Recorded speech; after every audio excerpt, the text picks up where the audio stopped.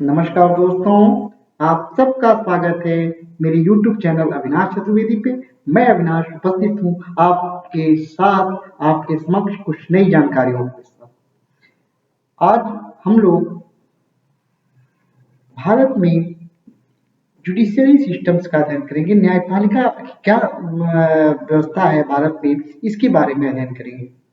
मित्रों, जैसा कि आप लोग जानते हैं कि भारत एक लोकतांत्रिक देश है और भारत में एक संघीय व्यवस्था कार्य करती है। भारत एक संघात्मक लोकतंत्र है, संघात्मक व्यवस्था यहाँ पर है। संघात्मक संविधान की सबसे महत्वपूर्ण विशेषता होती है यहाँ पर शक्तियों का विभाजन होता है, और शक्तियों का विभाजन है तो वहां विवाद होना स्वाभाविक है। तो विभाजन अगर है तो उसको, अगर मान लीजिए कोई विवाद उत्पन्न होता है तो उसको निपटाने के लिए, उसको सॉल्व करने के लिए एक स्वतंत्र एवं निष्पक्ष न्यायपालिका का होना अति आवश्यक है।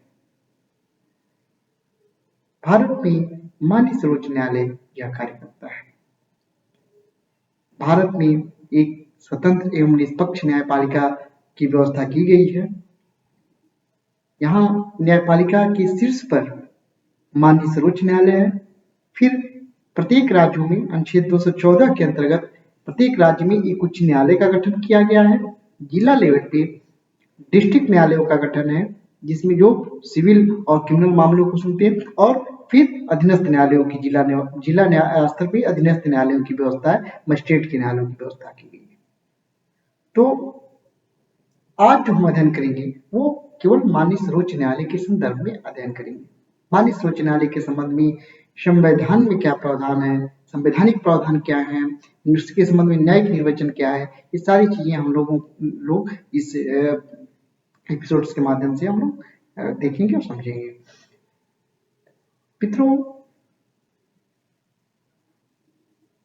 हम लोग इसको खंड में बांट लेते हैं और खंड खंड में बांट के अध्ययन करने से आसान होगा, क्योंकि एक बहुत ही महत्वपूर्ण टॉपिक है संघीय न्यायपालिका। संघीय न्यायपालिका को अध्ययन करने के लिए हम लोग पहले संवैधानिक प्रावधानों को देखेंगे, माननीय सर्वोच्च न्यायालय के बारे में अध्ययन करेंगे, माननीय सर्वोच्च न्यायालय में न्यायाधीशों की नियुक्ति के प्रावधान के संबंध में अध्ययन करेंगे और न्यायिक निर्वचनों का अध्ययन करेंगे और उनको हटाने की प्रक्रिया और क्षेत्राधिकार का अध्ययन करेंगे। आज हम लोग अध्ययन करते हैं माननीय सर्वोच्च न्यायालय के बारे में। माननीय सर्वोच्च न्यायालय दिल्ली में स्थित है। यह भारत का शीर्ष न्यायालय है।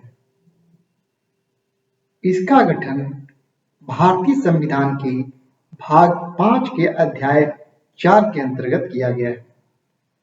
अनुच्छेद 124 से लेकर 147 तक भारतीय सर्वोच्च न्यायालय की गठन, क्षेत्राधिकार, उनकी शक्तियों इत्यादि के बारे में व्यवस्था करता है।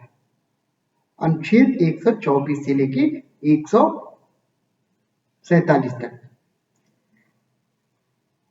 28 जनवरी 1950 को सर्वोच्च न्यायालय का गठन किया गया। Hiralal J Kania, justice Hiralal J Kania माननीय सर्वोच्च न्यायालय के प्रथम मुख्य न्यायाधीश नियुक्त किए गए।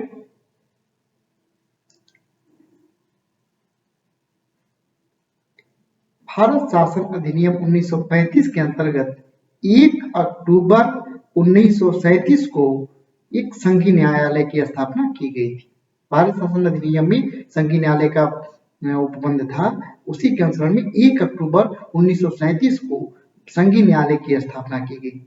यही संघीय न्यायालय संविधान लागू होने के पश्चात माननीय सर्वोच्च न्यायालय के रूप में अस्तित्व में आया और 28 जनवरी 1950 को माननीय सर्वोच्च न्यायालय की स्थापना की गई और honourable chief justice federal court Shri justice Hiralal J Kania साहब को ही माननीय सर्वोच्च न्यायालय का मुख्य न्यायाधीश नियुक्त किया गया।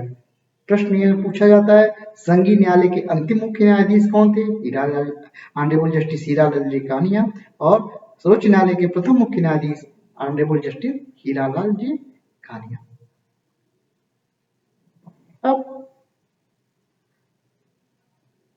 भारतीय संविधान के अनुच्छेद 124 के खंड 1 में माननीय सर्वोच्च न्यायालय के गठन का अनुबंध किया गया है। ये इसमें यह लिखित किया गया है कि भारत का एक सर्वोच्च न्यायालय होगा। यह भारत की मुख्य न्यायमूर्ति और ऐसे अन्य न्यायाधीशों से मिलकर, जिनको समय समय पे जिनकी संख्या निर्धारित की जाएगी, मिलकर बनेगा। 7 न्यायाधीश उस समय निर्धारित किए गए थे। वर्तमान में 33 न्यायाधीश और एक मुख्य न्यायाधीश, अर्थात माननीय सर्वोच्च न्यायालय में कुल 34 न्यायाधीशों के पद इस समय है। ये प्रश्न पूछा जा सकता है, माननीय सर्वोच्च न्यायालय में न्यायाधीश के पदों की संख्या कितनी है? तो 34 है। 33 + 1, 33 न्यायाधीश का पद है, एक मुख्य न्यायाधीश रहते हैं, तो कुल 34 है। 124 अनुच्छेद 124 का खंड 2 न्यायाधीशों की नियुक्ति के संबंध में प्रावधान करता है। न्यायाधीशों की नियुक्ति, माननीय सर्वोच्च न्यायालय में न्यायाधीशों की नियुक्ति ऑनरेबल प्रेसिडेंट ऑफ इंडिया, माननीय महामहिम राष्ट्रपति महोदय द्वारा किया जाता है। और यह नियुक्ति राष्ट्रपति महोदय माननीय सर्वोच्च न्यायालय के मुख्य न्यायाधीश, भारत के मुख्य न्यायाधीश से परामर्श करने के पश्चात करती हैं। अब राष्ट्रपति जो नियुक्ति करते हैं, राष्ट्रपति अपनी तरफ से नहीं नियुक्ति करते हैं। राष्ट्रपति वास्तव में राष्ट्रपति का जो निर्णय होता है सरकार का निर्णय होता है। सरकार जो निर्णय करती है, राष्ट्रपति उसी पर अपना मुहर लगा देते हैं। तो एक प्रश्न ये उठता है कि जब सरकार ने नियुक्ति करती है तो वो न्यायालय सरकार के विरुद्ध मामलों को कैसे सुन सकता है, फिर उसकी निष्पक्षता कैसे बरकरार रखेगी? ऐसी बात नहीं है। माननीय सर्वोच्च न्यायालय ने अपने न्यायिक निर्णयों के माध्यम से भी स्पष्ट किया है और संवैधानिक प्रावधानों को देखा जाए तो वहां भी बड़ी क्लियर किया गया है, जिससे कि भारतीय न्यायपालिका की निष्पक्षता, उसकी स्वतंत्रता बरकरार है। माननीय सर्वोच्च न्यायालय के या उच्च न्यायालय के न्यायाधीशों के वेतन भत्ते में उनकी कार्यकाल के दौरान कोई भी अलाभकारी परिवर्तन नहीं किया जा सकता है। दूसरी चीज कि न्यायाधीशों के हटाने की प्रक्रिया भी बड़ी दुरूह है, कठिन प्रक्रिया है। संविधान के अनुच्छेद 124 के खंड 4 और खंड 5 न्यायाधीशों के हटाए जाने की प्रक्रिया के बारे में वो बंद करता है। किसी भी न्यायाधीश को असमर्थता और साबित कदाचार के आधार पर हटाया जा सकता है। कदाचार और साबित असमर्थता के आधार पर उनको हटाया जा सकता है। तो 124 और 100 के खंड 4 और 5 में उनको हटाए जाने की प्रक्रिया, जिसे महाभियोग नाम दिया जाता है। ये इतना कठिन है कि अब तक किसी भी न्यायाधीश को इस प्रक्रिया के द्वारा हटाया नहीं गया है। तो मित्रों, आज इतना ही। आज परीक्षा उपयोगी जो मुख्य तथ्य है वो यह है कि माननीय सर्वोच्च न्यायालय की स्थापना 28 जनवरी 1950 को हुई। माननीय सर्वोच्च न्यायालय संघीय न्यायालय का ही उत्तराधिकारी था। संघीय न्यायालय जिसकी स्थापना भारत शासन अधिनियम के अंतर्गत 1 अक्टूबर 1937 को किया गया था, वही 28 जनवरी 1950 को सर्वोच्च न्यायालय में परिवर्तित हो गया। माननीय सर्वोच्च न्यायालय के प्रथम मुख्य न्यायाधीश माननीय न्यायाधीश honourable justice Hiralal J Kania साहब थे। प्रथम जो है, वर्तमान में ऑनरेबल जस्टिस S.A. बोबड़े साहब इसके मुख्य न्यायाधीश हैं। माननीय सर्वोच्च न्यायालय में न्यायाधीशों की संख्या वर्तमान में 33 + 1 अर्थात 33 न्यायाधीश, एक मुख्य न्यायाधीश, कुल मिलाकर 34 है।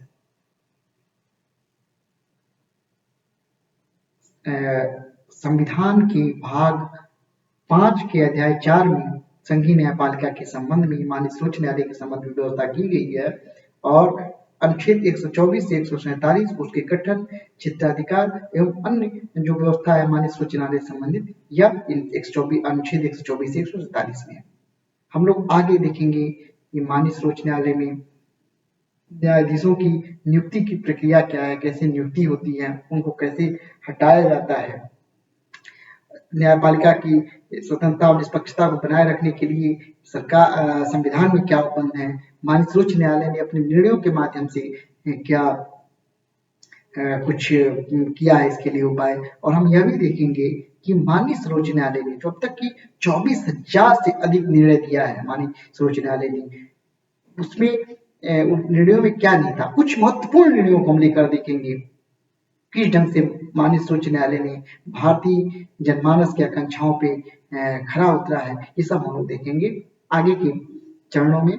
आप देखते रहिए मेरा यूट्यूब चैनल, इसको लाइक और सब्सक्राइब करें और कमेंट जरूर करें, क्योंकि आपका एक एक कमेंट हमारे लिए महत्वपूर्ण है। उससे हमको पता चलेगा कि इसमें किन किन सुधारों की आवश्यकता है और क्या क्या चीज इसमें शामिल किया जाना चाहिए। धन्यवाद दोस्तों, नमस्कार, आप अपना बहुत ख्याल रखिएगा।